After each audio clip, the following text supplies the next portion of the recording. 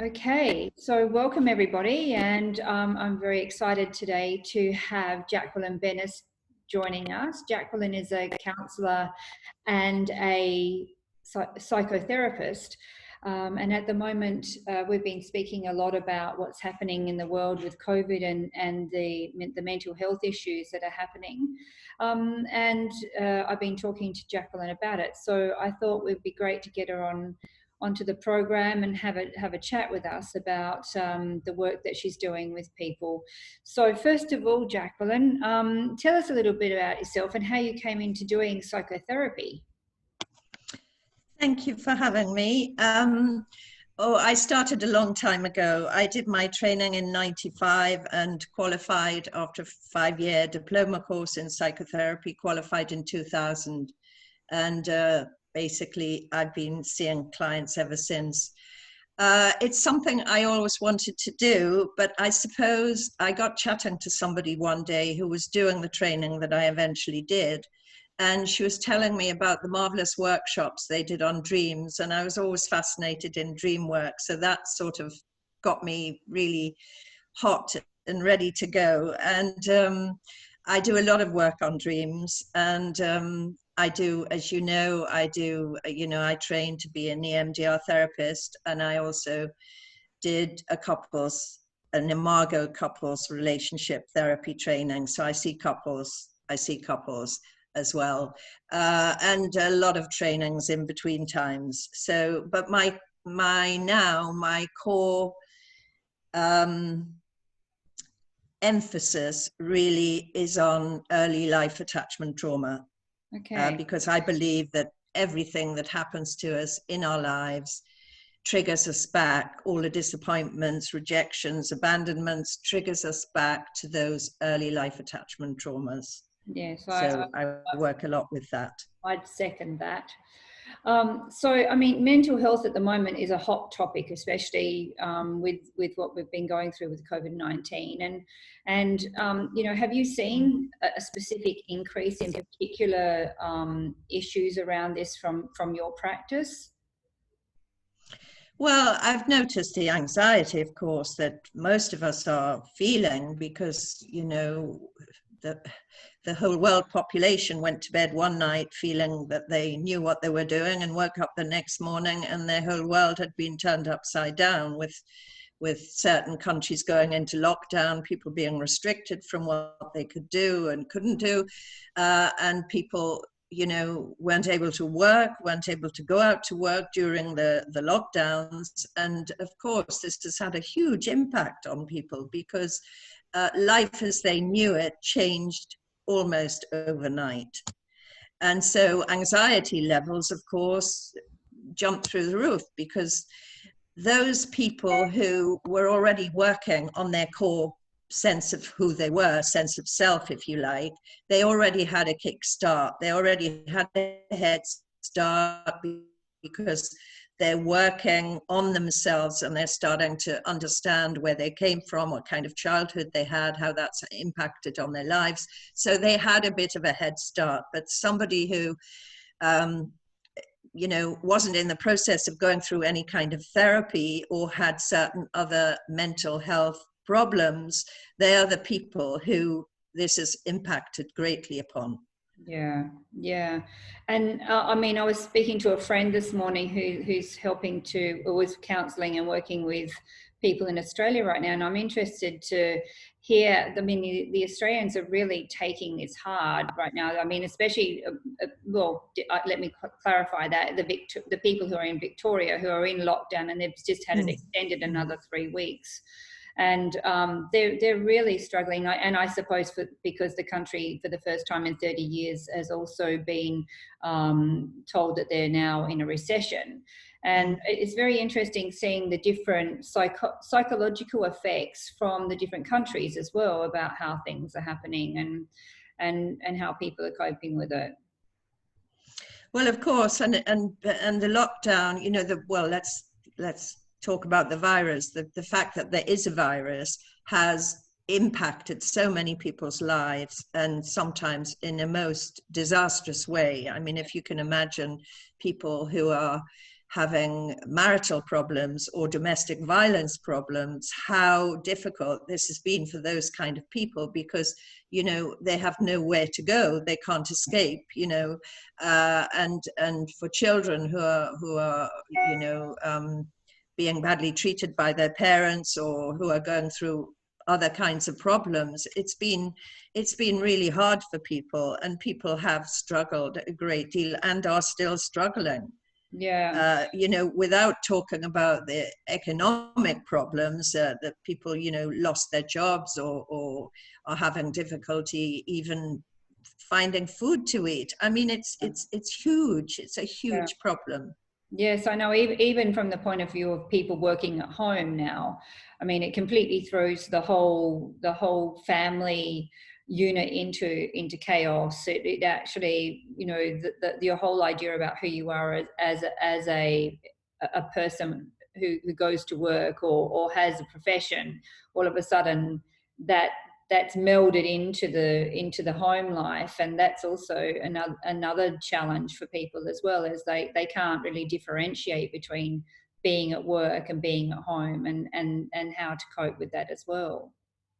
Well, yes, but, you know, people who have good firm boundaries have been able to manage that quite well, you know, who have structured their days so that a certain part of the day is given over to homeschooling, a certain part of the day is given over to work, and a certain part of the day is family time.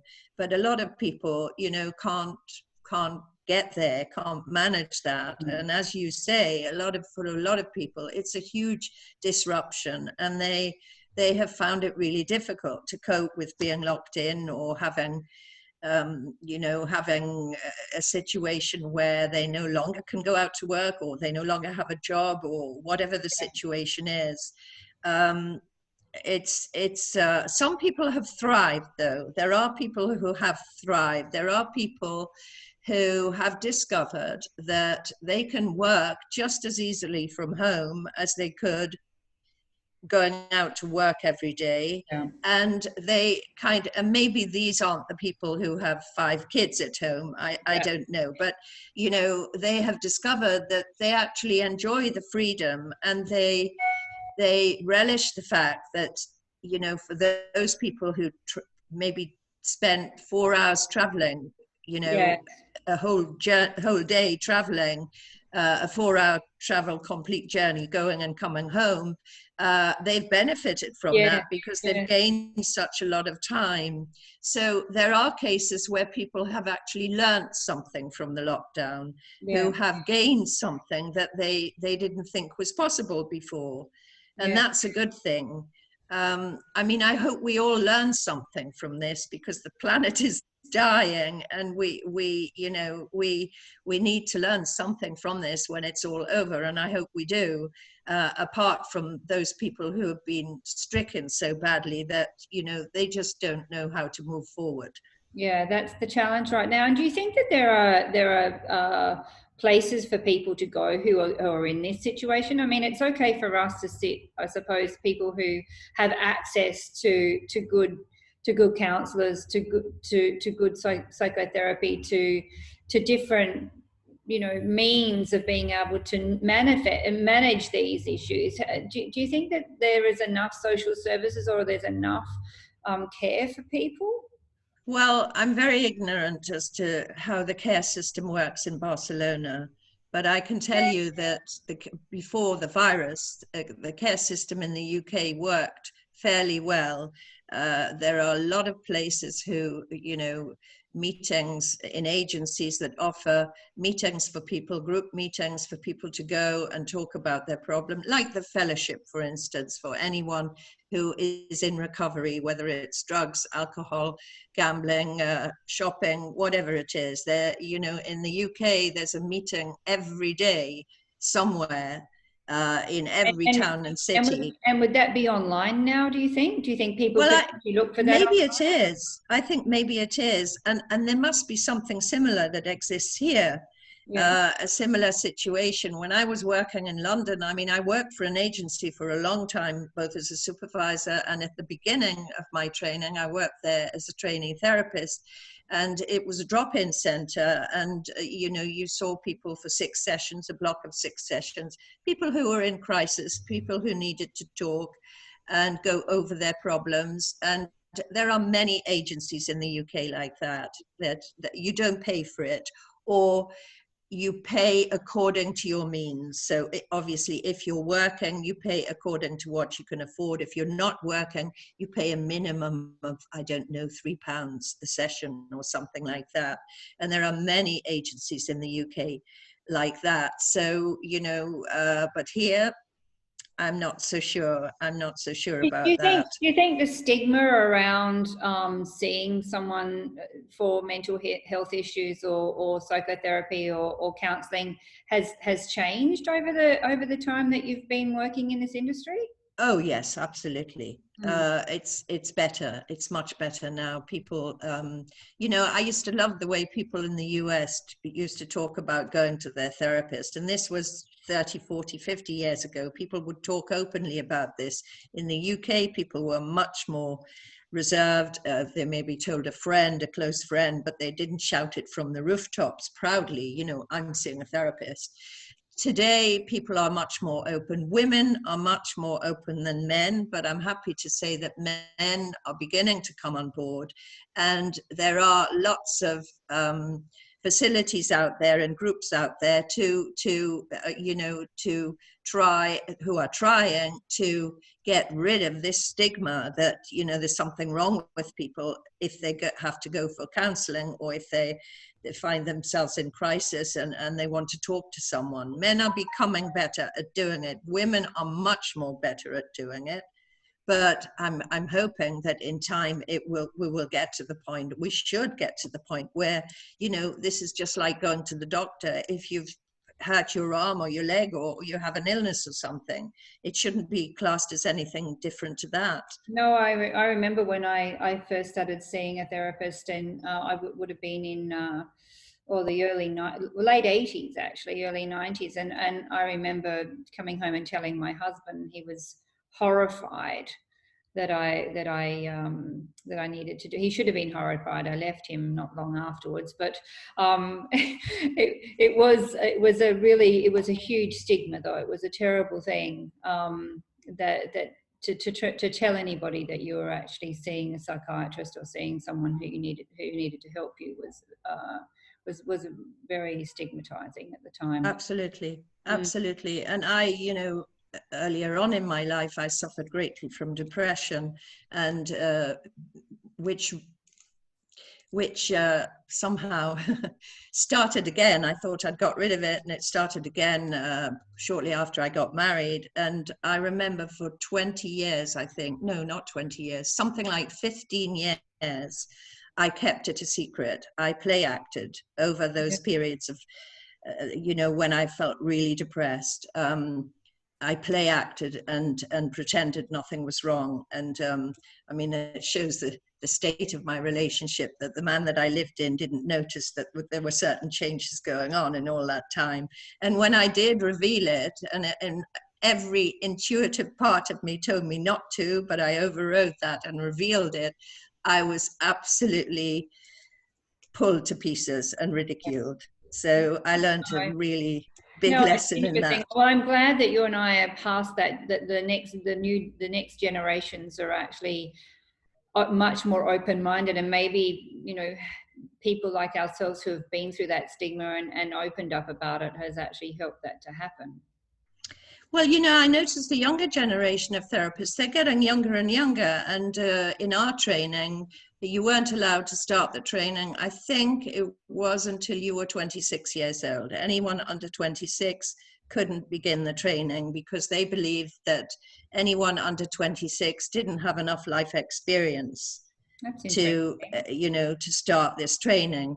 But you know, by the time I left in 2000, I saw really lots of young people, whereas in my year, you know, when I first started, just about everybody was, well, it was rare to have somebody 35. Most people were 40 and over who were doing the training. It's interesting, considering maybe young people don't necessarily want to be talking relevantly to people who are over, if you're talking, Yes. I mean, I think depends on the person, obviously, but Yes. some young people wouldn't want to be speaking to older people about that. They didn't have an understanding of what it is that they're going through. So I think well, it depends. It depends on the young person, doesn't it? Because I mean, a young person, say somebody in their late 20s, could perhaps believe that somebody having an older therapist would perhaps mean that they are much wiser and they've lived through a lot more and they understand a lot more. I don't know. You could look at it both ways. No, I agree with you, but it's interesting. I find it interesting to see how it's changing as well.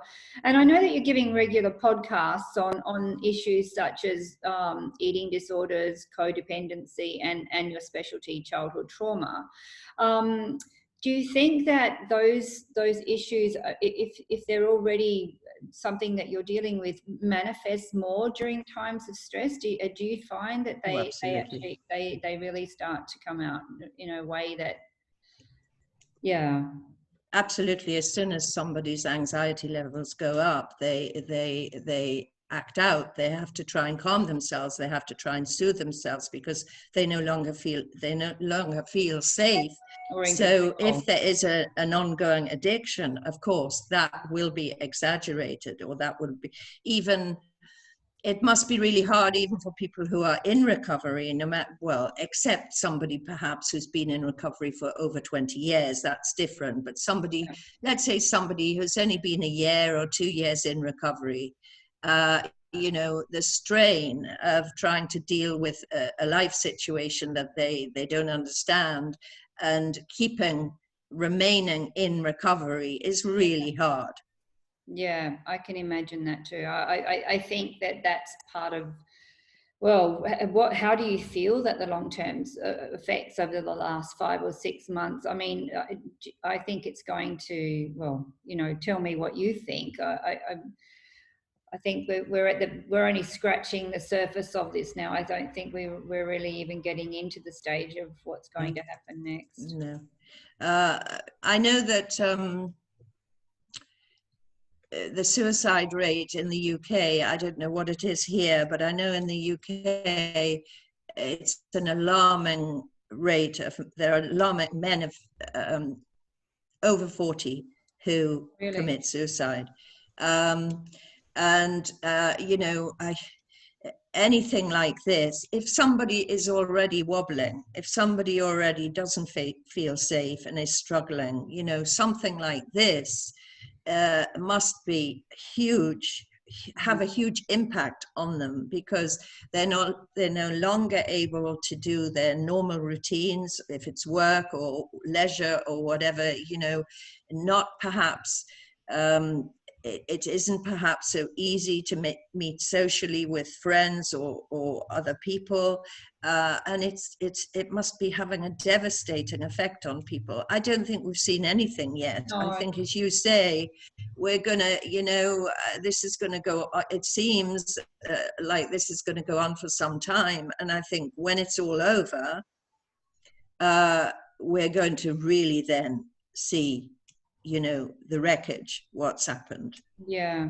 Oh, well, I even from our point of view with Natalia, with us having to close the studio or the centre until we can relocate, that Natalia suffers with depression as well, and she really went into and I know that she would be okay with me speaking about this, but not having that regularity of going to work and having her clients who she gets great pleasure out of being with and joy from, that really sent her into it really triggered this state of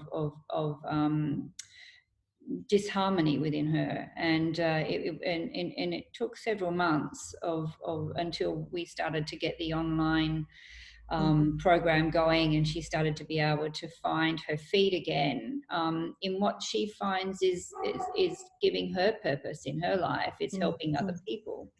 But when she lost that, it really triggered again, it triggered that depression, and it triggered those feelings of just being out of control. And so I think it's touching everybody at the moment about how we're supposed to deal with this, and that's why I actually wanted to speak out about it and have you come on and chat with us about what you're doing. And from the point of view of if people needed to get help or to speak, I mean, the podcasts that you do, are they able to listen to those, or is there anything that you would recommend that they can do? Well, they could certainly join the group. It's an ongoing group. It's a group that's growing, and they could certainly join.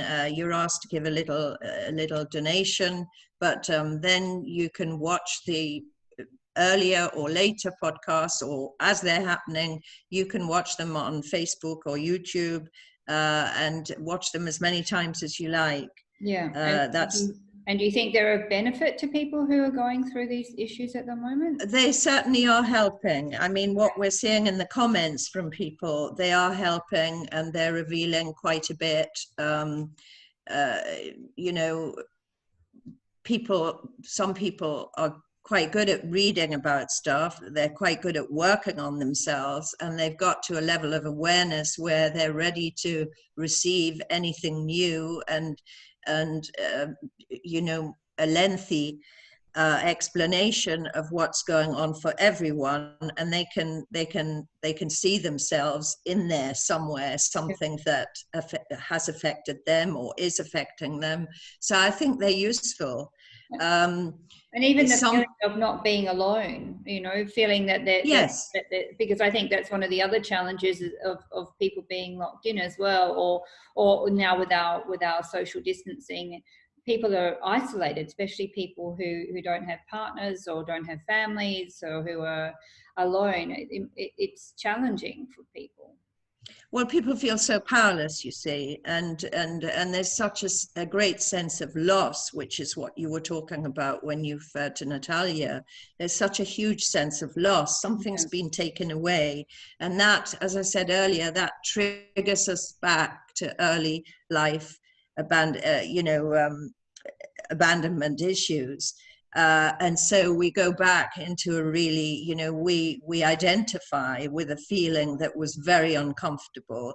And if we haven't worked on that inner life stuff, it's all the more difficult to try and see where we're headed in the now, because we're suffering in the now, but we're also triggering back to the early experiences where we didn't feel safe. Yeah, well, that's actually true. It's true, actually, because it did trigger something in Natalia from a long time ago. And it was, and I think because she's done so much work on this, we were able to recognize that quite quickly, and then get some support, which helps a lot. But I think that, as you say, that's the people who haven't already done some of that work, or haven't had that support, or haven't got the network around them that are supporting them, that are the people that we need to make sure don't fall through the cracks right now.